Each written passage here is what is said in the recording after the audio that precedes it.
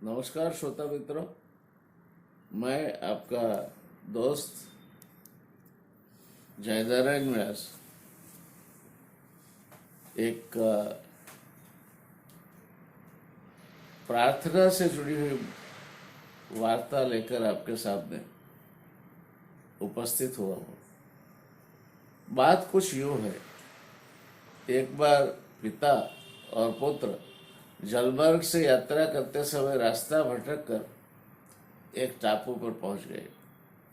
उनकी नौका उन्हें ऐसी जगह ले आई थी जहां दो टापू आसपास थे और फिर वहां पहुंचकर उनकी नौका टूट गई।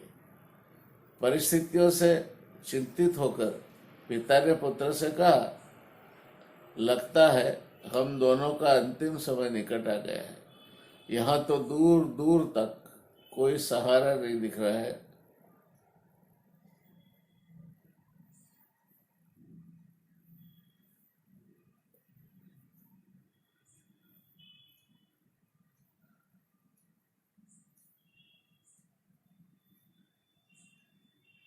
यहाँ तो दूर दूर तक कोई सहारा नहीं दिख रहा है, तो क्यों न हम ईश्वर से प्रार्थना करें।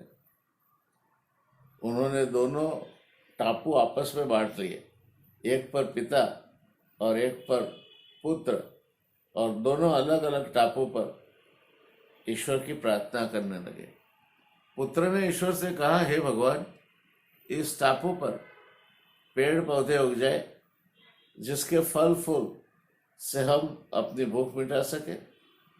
ईश्वर ने उसकी प्रार्थना अविलंब सुनी। तत्काल वहां पेड़ पौधे उग गए और उसमें फल फूल भी लग गए। यह देखकर उसके मुख से बरबस ही निकल गया, ये तो चमत्कार हो गया। अपनी पहली प्रार्थना पूर्ण होने देखते हुए उसने पुनः प्रार्थना की, एक सुंदर स्त्री आ जाए जिससे हम यहाँ उसके साथ रहकर अपना परिवार बसाए। तत्काल एक सुंदर स्त्री प्रकट हो गई। अब उसने सोचा कि मेरी हर प्रार्थना सुनी जा रही है, तो क्यों न मैं ईश्वर से यहाँ से बाहर निकलने का रास्ता मांग लूं। उसने ऐसा ही किया और उसने प्रार्थना की, एक नई नाव आ जाए जिसमें सवार होकर मैं यहाँ से बाहर निकल सकूं।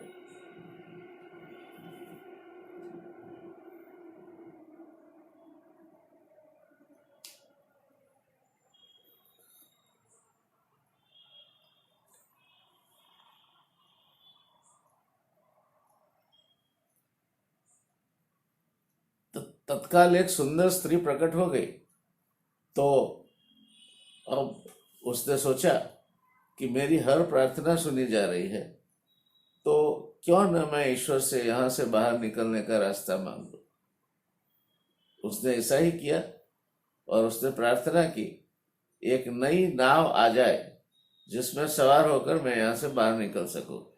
तत्काल वहां नाव प्रकट हुई और पुत्र उसमें सवार होकर बाहर निकलने लगा।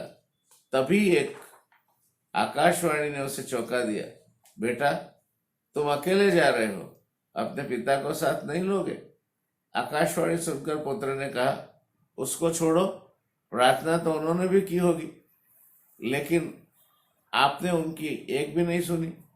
शायद उनका मन पवित्र नहीं है, तो उन्हें इसका फल भोगने दो। पुत्र की बात का आशय समझकर पुनः आकाशवाणी में कहा गया, क्या तुम्हें पता है कि तुम्हारे पिता ने क्या प्रार्थना की थी? क्या तुम यह नहीं जानना चाहोगे कि उनकी कौन सी प्रार्थना स्वीकार हुई और कौन सी अस्वीकार?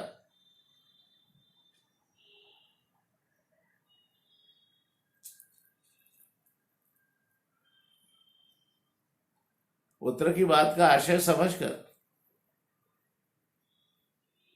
आकाशवाणी में कहा गया, क्या तुम्हें पता है कि तुम्हारे पिता ने क्या प्रार्थना की थी?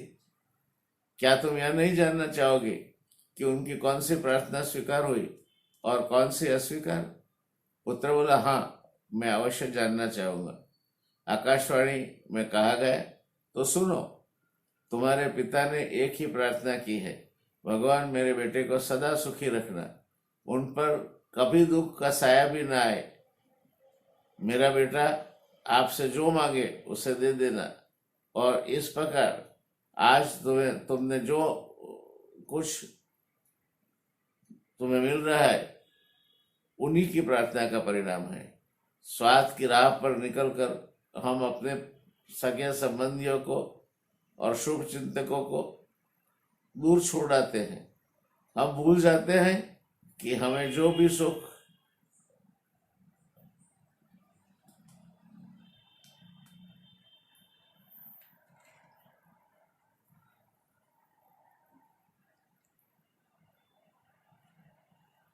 स्वार्थ की राह पर निकलकर हम अपने सगे संबंधियों और शुभ चिंतकों से दूर हो जाते हैं।